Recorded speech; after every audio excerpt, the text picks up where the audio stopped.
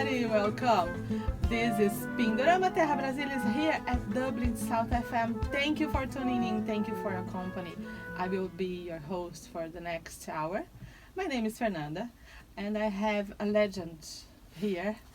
And I'm so, my heart is beating like tuku tuku tuku tuku tuku, like a samba song. Not so Irish. But anyway, thank you, Tom Mulligan, for being there. Thank you so much and welcome to Pindorama. Welcome, yeah. It's lovely to be here. It's my first time in Dundrum Shopping Centre. Really? Shopping wouldn't be one of my pastimes. Yeah. No time for shops, no. Not for the shopping, no. Yeah. How are you? I'm grand. Yeah. Thank God, yeah. Busy weekend? Yes, we had, I'm based in Smithfield, as you know, and we had the Luke Kelly Festival on there at the weekend, which had fantastic crowds at it, and Dublin City Council put it on, which was great to see them making a contribution to I suppose, socialism and to like arts and culture, you know, because the Luke Kelly was a legend, and I was lucky enough to meet him years ago. Really? Yeah. It's like when we, okay, so first let's start from the beginning. Yeah. This is a Brazilian radio show, but Okay. I think it's good, important, and like nice having Irish people to talk, you know, like, and to bring this mix ourselves like Brazilian Yes. people and community. And the Cobblestone, I think, is the best place that I know. Every friend I have visiting, Yes. first thing I do is like, have you asked permission to enter the country? Because I have to allow you to enter the country. It's on me. And second, I bring them to Cobblestone Lovely. because that's unique experience. Yes. And the place is full of music. It's just the atmosphere there is just so nice. So,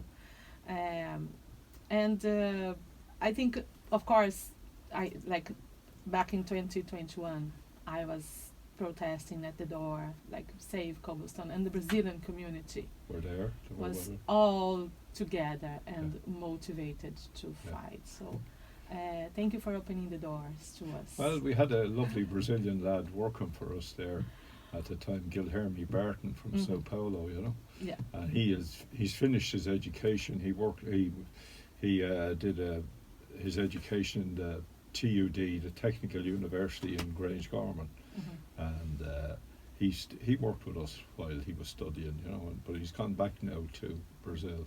Yeah. So lovely man, lovely experience, and we were down in the complex had a theatre. It's on the Lewis line down near Capel Street, and they had a night there on Saturday night, and all the bar staff, they had a technical problem, so they called me down, and all the bar staff there were Brazilian. Really? Yeah. Yeah. Lovely people. Yeah.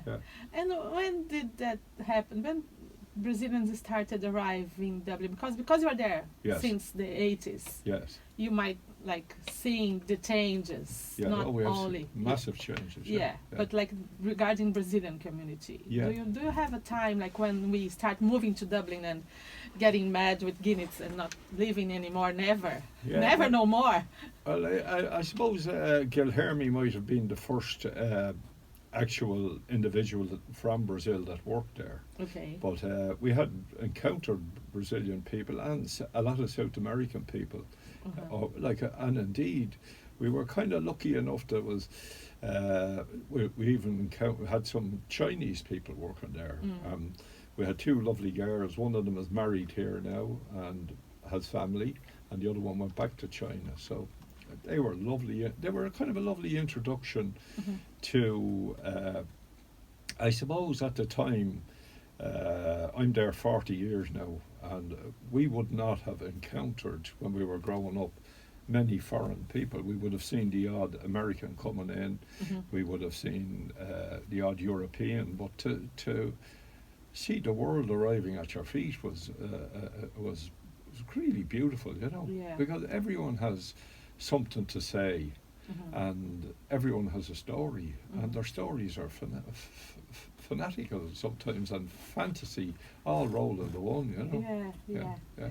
And the St. Patrick was not Irish. As No, well. he was kidnapped from England, Wales, yes. And So it's like the Irish originally invaded the west coast of what is now Great Britain, and like that would have included the Isle of Man, and the language that we had at the time, which was Irish in our mind, a Gaelic language, when they occupied the whole seaboard area of the west of Britain, they all ended up speaking a Gaelic. So you have Scots Gaelic now, you had Welsh language, you had Isle of Man have one Gael skull in the whole island, which is really sad, you know, because it would be a shame to lose their accent, you know. And Devon and Cornwall had a version of their language which is in danger at the moment, you know. But I mean that would have all been maybe pre-Latin, you know, or it was there, and then the Romans came to Britain and things changed over again, and the our ancestors who invaded, they were expelled, and then the Brits took over here for 800 years. So. The same that Portuguese did in my country, my home country, yes. Yeah. Ireland is my country as well now. Yeah. I took over Ireland for myself, so yeah. Sorry, Alison, how are you? Jesus, I'm so happy that you are there because I can be fully present talking to. I'm sorry, but I have to tell. Like, it's nice that you were there, and we can enjoy this time together. And how are you doing?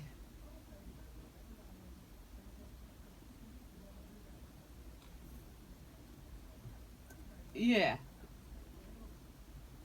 Thank you. Alison is a huge supporter of Pindorama. If it was not for her, I don't think we would be here. Because she taught me everything, and she was there for me all the time. She started the show, she was recording, she was doing everything. Thank you, Alison. It's always a pleasure having you back. Good to hear.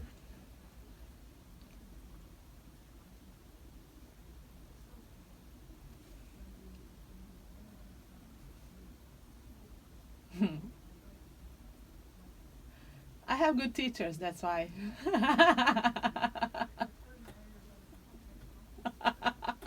Look, I have to tell, if you are listening, Alison's there and she has the WhatsApp open, so if you wish, if you want to send us a message, you know what to do. Just text on WhatsApp +35312960939. If you have a question to Tom, I can think of taking your question because I have lots of questions myself, but it would be my pleasure taking your requests, and Alison is there and she will read. Yes, that okay, Alison?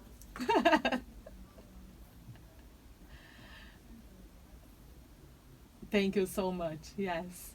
Tom, you were just saying about like is there okay, so the language we speak now in this country, like the original language, it would be Gaelic or Irish. Yes. Is it the same?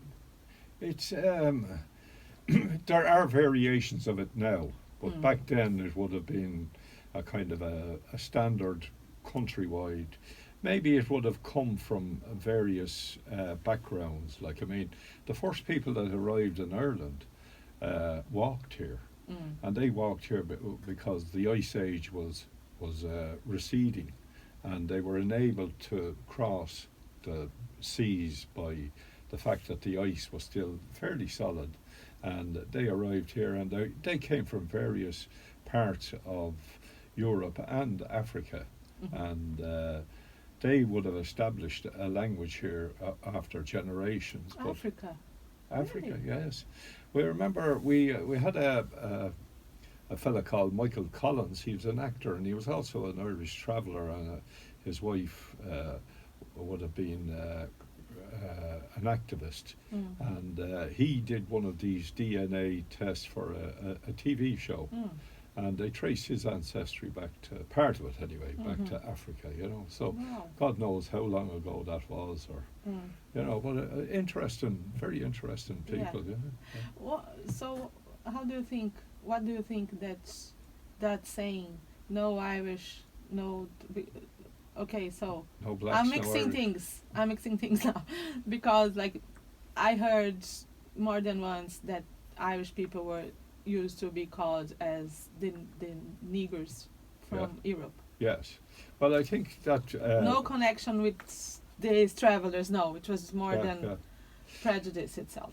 But I I guess. think that was kind of driven home by a film called The Commitments, which was Mm. made here maybe 40 years, nearly 40 years I ago think by they Alan celebrate Parker. 40 years already. Yeah, Yeah. I think. Sorry. But yes. it was also made in around Smithfield, and I got the land of my life when, at the time, you couldn't buy we had a new child at the time, Tomas, and we couldn't buy milk for him in the locality after 6 o'clock in the day, and I opened the doors one morning and there was a food truck outside, and they're starting to make this film, and that's where that thing.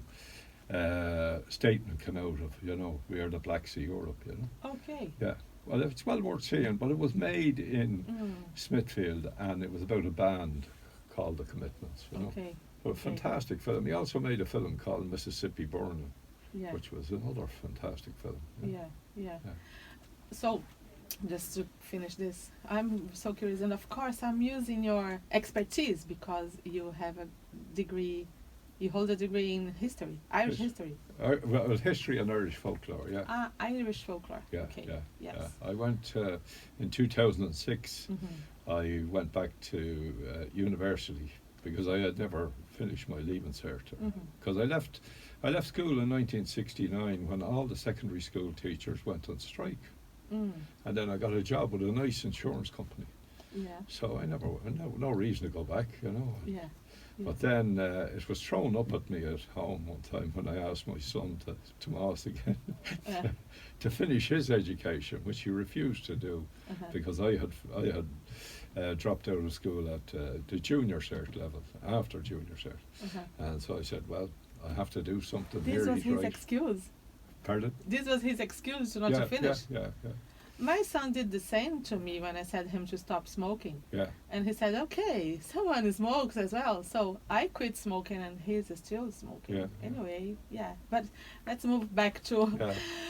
So when I did my primary degree, which was in history and politics initially, and then I went down the road of Irish folklore, which I enjoyed. Great department to have out there in UCD. But he came back, he did his leaving cert, he went and did a primary degree in UCD, and then he did a master's down at Galway University and qualified as a secondary school teacher. And then he came to me after about a year or two of that and said, you remember you said I could give it up? Well, I'm giving it up now. So he's on the road full time with his band. Yeah. They're loving it, yeah. So you managed to keep the bar going, Oh, the yes. pub going, and studying and all together. Yeah, well, this bar used to open every morning at 7 o'clock. Tell me more about this, because I was so surprised when you said that before. Yeah. Why would that be? Like, tell me. Well, the area where Smithfield is situated is an old market area, and the name for Smithfield in Irish is Morgade na Ferma, which is a farmer's market, and it's a big cobblestone square. It was laid out before St. Stephen's Green, and it's at the time, like, people used to arrive in from rural Ireland at all hours of the morning. They might that had produce to sell, and when that deal would be done, they had to get that produce to the markets before shops opened, and that the shops would have to be supplied, and they would have to be in the markets before they could go back to their shops with the produce. And like, it was necessary for pubs to open to serve. Either work would be finished maybe at 7 o'clock in the morning, but then there was a lot of these similar type pubs along the quays and the docks, so that ships didn't have a clock when they pulled into port. They had to be emptied because produce would be there, it might be in danger of going off, so they had the dockers there at all hours, and they would be like amenable to going for a beer at 7 o'clock in the morning, you know. And when I arrived there now, our clientele consisted we had a couple of homeless hostels within 200 yards of the pub. We had Richmond, the old Richmond Hospital. We had a lot of newspaper people who had been working, getting the newspapers out for print and at all hours of the morning. I miss that time. Yeah. I miss the smell from the newspaper. Yeah. And then there was people who were on shift work and taxi drivers. Mm-hmm. You know, and they were your clientele, you know. Yeah. And then you have people yeah. going to work from the night before who would need a drink before they went to work, you know. So you would have them too, you know. So basically, there was more people around the city before than we have now. Yeah, well, is that fair to say? No, if you when I arrived in Smithfield, the whole right-hand side of the square was derelict. There was a few businesses there, maybe fruit and veg merchants and scrap dealers who would cannibalise cars, and you know, you'd bring, if your crashed car, you brought it in there, and somebody. And the first night I arrived there to work, I went out at maybe 1 o'clock in the morning to go home, and my car was gone, and it was used in a hit and run in a place called Benburb Street. And then when I reported it stolen to the guards, they come up to arrest me, you know, until they realised, you know, that it wasn't me that was driving it anyway. Yeah. Okay. So it was a rough enough area back then, you know. So it was, but it was also a kind of a lucky area. The first time I ever went there was back in the 60s. My father had a pal who owned a place 2 doors away from the pub we're in now, the Cobblestone, and he had the first denim jeans factory in Ireland. His name was Matsy Alcock, the Sligo man, and they played football together. But the first day we went down, they were making another film there, and the film was a black and white one with Richard Burton in it and Claire Bloom, called The Spy That Came In From the Cold. So it's still there to be seen, and Smithfield was used as a scene of Berlin after the Second World War. It was rough. It was very rough back then. Yeah. And we played on the set of it, you know, when we were. Really? Yeah. Nice. But it was, but there's a lot of folklore about the people that were around at the time, you know. Yeah. I met a guy who was a minder. He was a bodyguard for Richard Burton. And he told me a few stories. So you met him as well? No, I didn't read okay. Mr. Burton. Yeah. No. And the name of the place was the Cobblestone at the time? No. When you started? No. It had various. Whoever owned the pub had put their name over the door. Okay. And I put Mulligan over the door the first time I arrived. But then, like within 200 yards, it was another Mulligan's pub. And then there's another Mulligan's pub in town, so we had to change it. So the Cobblestone sounded like a kind of an obvious choice, you know. It's beautiful. That's great. Simple and beautiful. Well, the whole square is all cobblestone. Now I know what cobblestone is because you taught me that. I didn't know. You do. Yes, I didn't. Really, yes. Yeah. And what made you change from the insurance? Well, the insurance company I worked for, I had been with them maybe for close on 15 years. And I was a shareholder. I was middle management, if you like.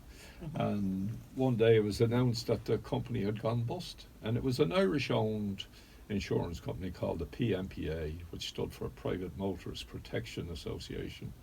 And it was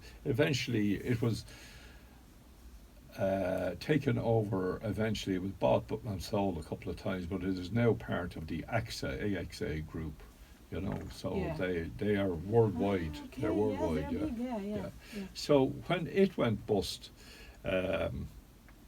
like I was a single lad at the time, and I had a house loan off them, and I had an expense account, I had a company car, and I had an investment in what I saw as my future. And the administrators came in, like the receivers, and they wanted everything sorted out. They wanted the car back, they wanted the house loan sorted, they wanted a lot of things that weren't very tasteful at the time, you know. So I said to myself, well, I'm getting out of here. Yeah. So at the beginning of the 80s, more or less. Well, it was 83, 83. Yeah. Yes.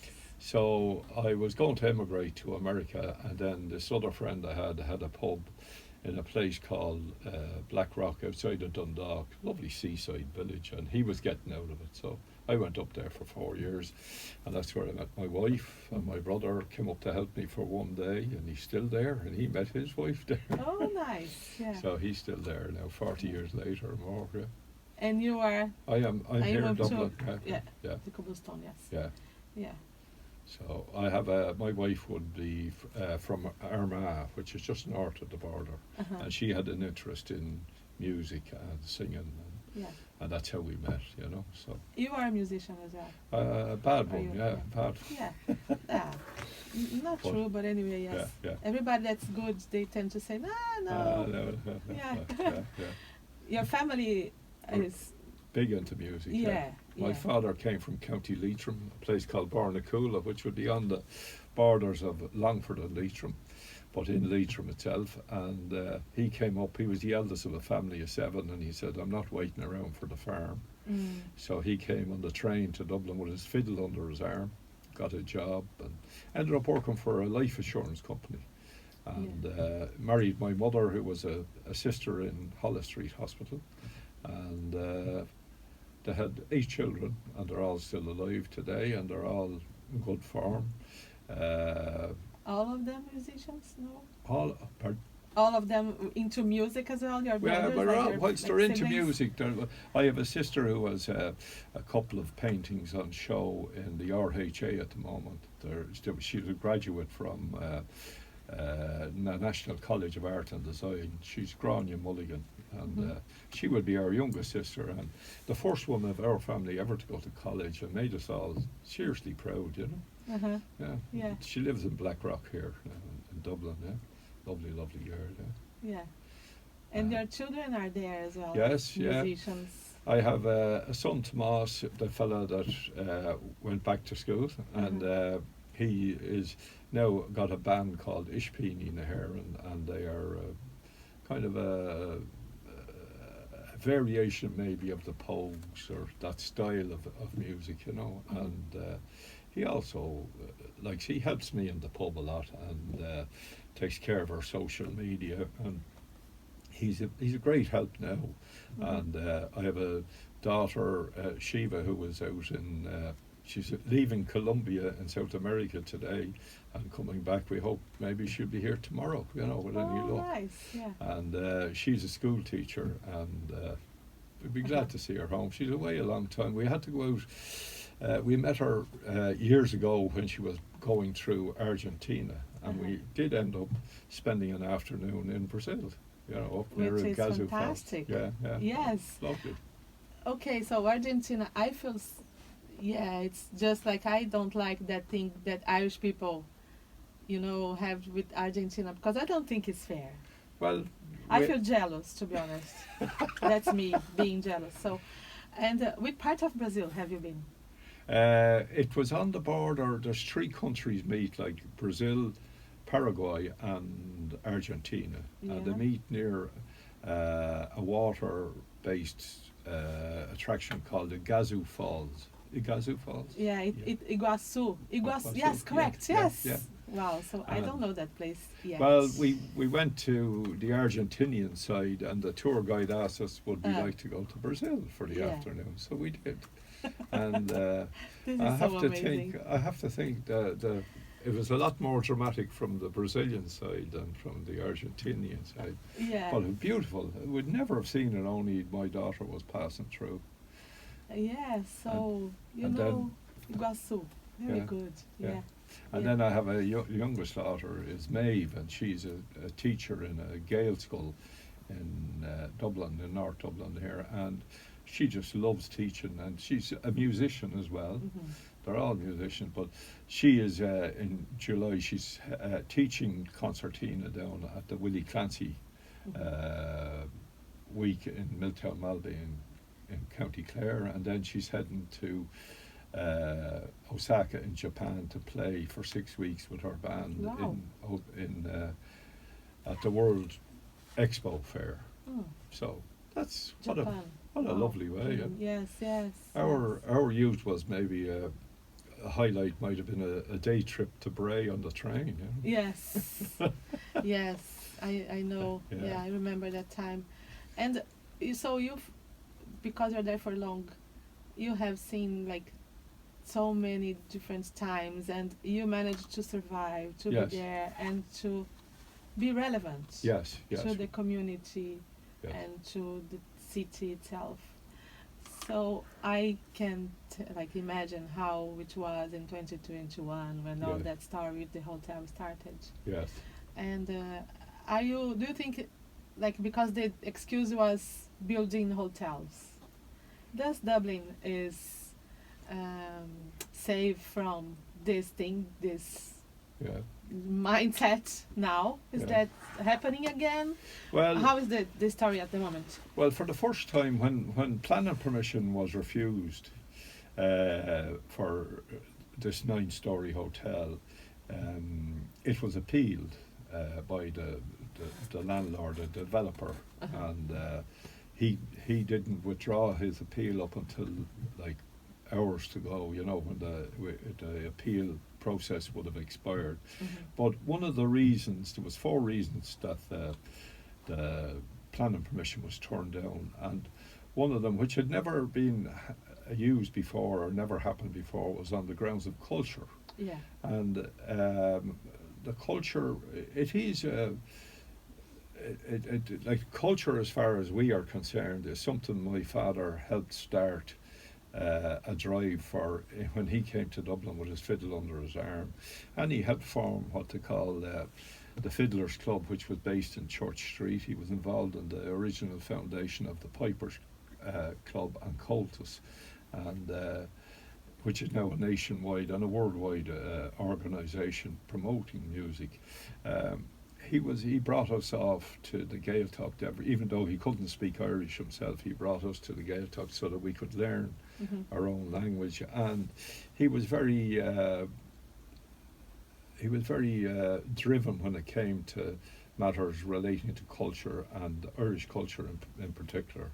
And he went to America one time to visit his brother, and saw, first time out of the country, he saw amazing things, and he did a music tour of Great Britain with my son, with his son Neely, and my brother, who was a fantastic piper as well. But his fascination was always with, my father's fascination was always with the uilleann pipes, you know. So the result is we have I have 3 brothers that play uilleann pipes, and then several nephews and nieces that are also musicians, and all involved in the whole spirit of culture, you know. Yeah. So it's a lovely, lovely thing, you know. And that's it. This is where I think I got my drive from, to continue this cultural crusade that he started, you know. Yeah. Now, he wouldn't have been the only one involved in it. There are loads of people involved in it, and everyone helped everybody, and but it's everyone throws in their little sixpence worth, you know. So, Yeah. so it's fantastic. So because now, like, you were there, and like yesterday, for example, we had a Brazilian set there, Yes. and I think it's the second time we have Brazilians, as far as I know, as far as I remember. I might be wrong, but like, it's the second time I see Brazilians doing like real Brazilian stuff at the back room, Yeah. and it was so nice to see that happen. So Yeah. do you decide that it was a decision, like, okay, we will open doors for more than, was that something that you started, or just happened to? Yeah, well, it just happened to happen because Yeah. we would have the main Because it's bar. a busy place, it's a busy back room side. Yeah, It's hard to, I guess, like, you have to book for it, like. yeah. Well, that's we don't charge for the use of the room, which is kind of. We'll come back down to culture again. The only thing that anyone has to pay for is maybe the sound engineer, because we have equipped that room with a sound system, and it's a facility that is there. You know, there are many days that room would be, you'd have something fantastic going on in it, and there would be nobody at it, you know, because maybe they don't know, maybe there's too much variety on. But it all started out when the back room in particular, we decided that we should have maybe non-commercial activities going on there. So on a Monday night we have two separate dancing classes, one of which is Shanos. There's beginners and then there's improvers, and then that'll be a girl, Cuivany Whalegan, and then after her is Louise O'Connor has set dancing classes, which is, she's a Clare girl and a fiddle player. And again, these things are, people come to them because they're not on anywhere else, or maybe they are, but they might be full or something like that. And then on a Tuesday night, there's a girl called Etnani Cahan teaches Shano singing, which is the old Irish style of singing in the Irish language. Wednesday, I'm particularly proud of it. We have a group called the Balaclavas. Now, it sounds subversive, but it is to teach adults traditional Irish music. And again, we have a teacher there and a facility there. But the name came about because one of the people who was kind of interested in it at the start was too shy to bring in his instrument, and I said, we'll give you a balaclava, nobody will know who you are. So the name stuck. So then we have a Balfolk there on a Sunday, which is a kind of European and an international grouping of people who come to dance and to play music. And it's a very kind of a happy sort of a thing. They're there for 3 hours maybe on a Sunday. And last week we had the National Brittany Day, and they all turned up to play at it, and like it was, and you could get a crepe if you wanted. It was lovely things there, but very Breton music and Breton style dancing, and just very informative, you know. Yeah. And then we have, as you said, you brought in the Brazilian ambassador. We had the Australian ambassador in last Tuesday. Yes. And we often had, when the Estonian country in the Baltic got its independence first, they used to come in to us to meet up with people because they had no base here in Dublin at the time. But we have gone out to Estonia and played music. We've been to the state of Latvia a couple of times, mainly Estonia, but we even took a 25-piece folk orchestra made up of musicians from the Cobblestone to Lithuania for their Independence Day celebrations, which was an amazing experience. You know, Ryanair flew direct from Dublin to Kaunas. You know? And since then we have gone on to several piping festivals in maybe Slovakia, the odd one in maybe the Czech Republic, and there have been other ones too, like in Poland, and more so European mainland now. And but the music, and then we have had them visit us, you know. Yeah. My brother Neely was out at a piping thing in Italy, and we've had the Italians over here since, and like we have loads of cross-cultural communication between the French, the Spaniards. You know, it is just beautiful. We've had them in from Finland, you know, Norway, you know, Denmark. We've been to Denmark a couple of times as well. And we've had a great time one year in Switzerland. We played at a festival called Palio, which had like 350,000 people attended. Now we were in the Celtic section, and Iron Maiden were the headline band for it. So. Yeah. So the Cobblestone is more than a place; it's an idea. It's a whole idea, Yeah. It's just like a and getting bigger, I think. Yeah. It's a brand as well, isn't it? Yeah, it's very much so. Yeah. I have a question for you, but before I ask this question, it's from someone texting us. Thank you, Marcos. I see your message there. I have to say some words in Brazilian, português. Gente, a gente está recebendo hoje aqui o Tom Mulligan do Cobblestone. É uma conversa muito legal de acontecer, porque ontem o Cobblestone recebeu artistas brasileiros e foi muito legal ver esse entrosamento e a reação do público também muito feliz de estar lá. Então é muito bom essa interação. Fico muito feliz de ter o Tom aqui conosco. Você pode mandar mensagens pra gente, fazer perguntas. falar um oi bem rápido para o Adson, que deve estar ouvindo o nosso programa. Um abraço para o Adson. E para todos os ouvintes que são ouvintes aqui do Pindorama, essa família, essa comunidade do Pindorama Terra Brasilis.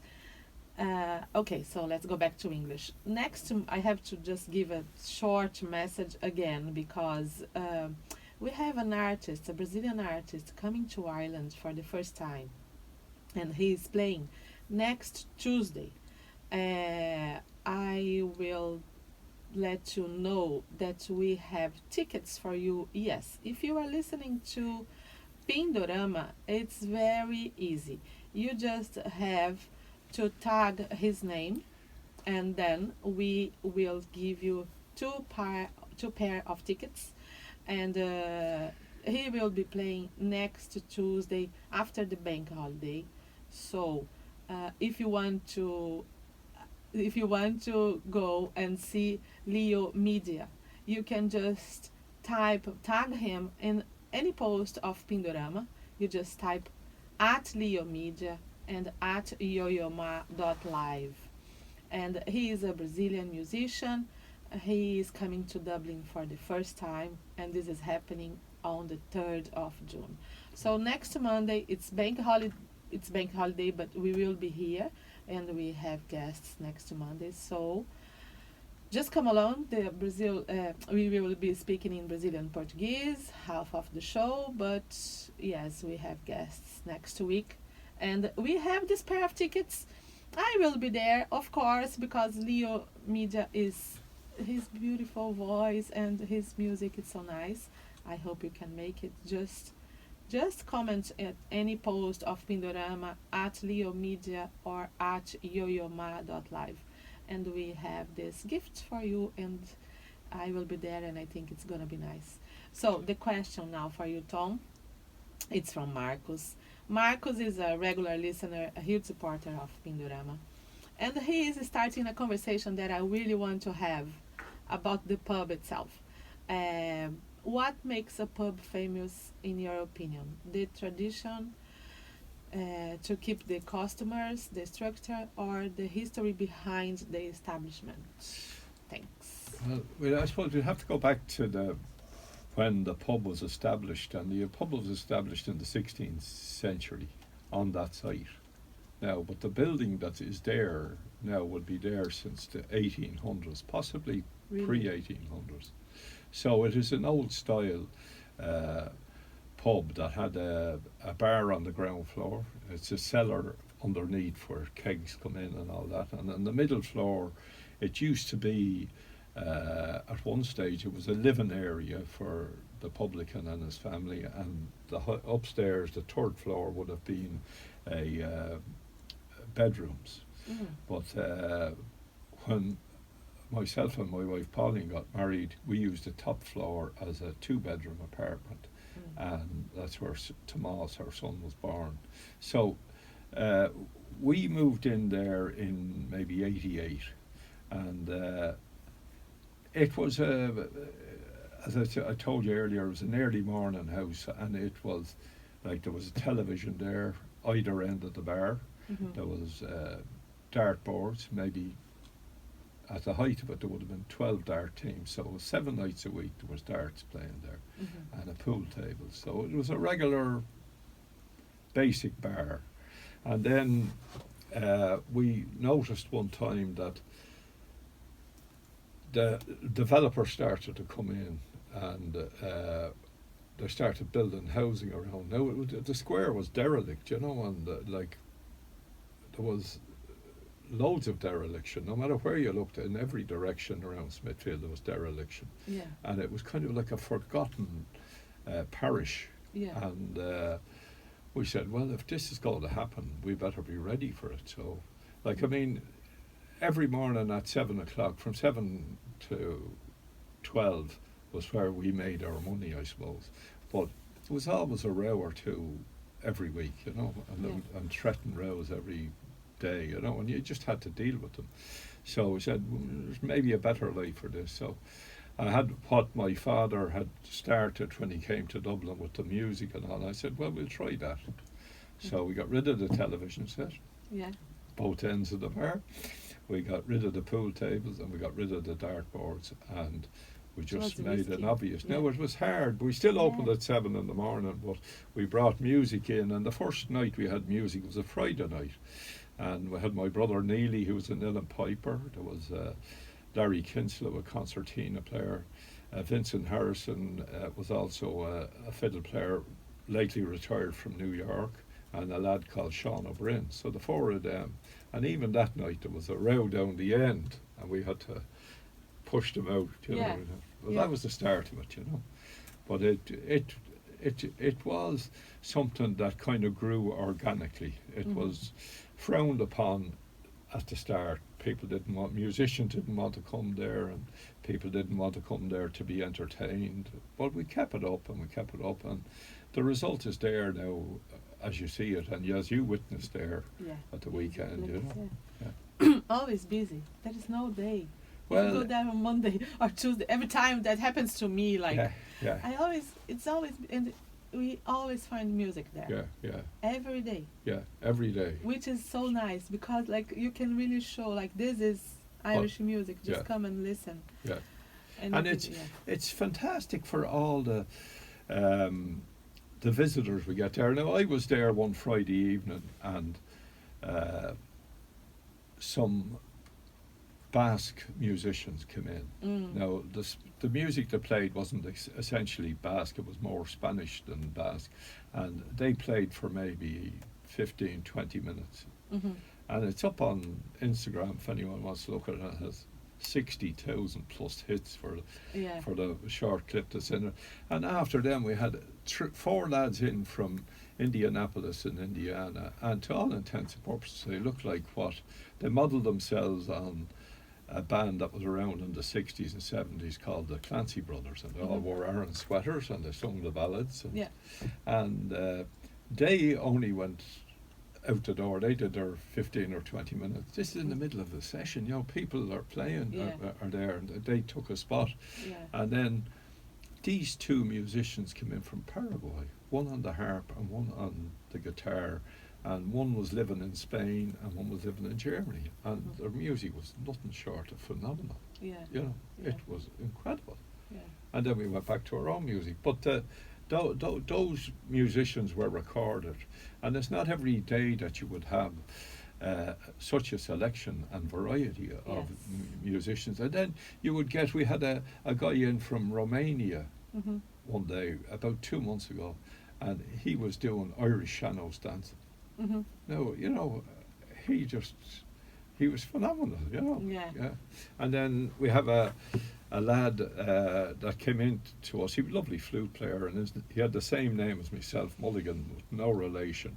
Fergal would be his name, Fergal O'Mulligan, and he was a flute player, and he's working out in the Irish Embassy in Sofia, in Bulgaria. You know?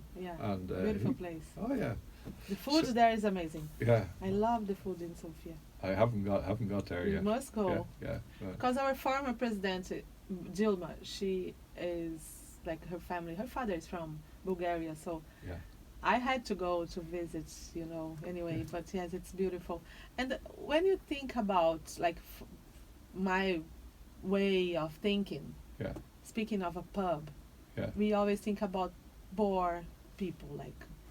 boring people coming and drinking and just being, you know, and is there any situation when you said, okay, it's time to give up and try something different? Have you had that feeling at all? Well, that's why we decided back when we changed the whole direction of the pub from the televisions. That was the stage we said, we've had enough of this now, you know. Okay. You know, and like you were threatened every day, and it wasn't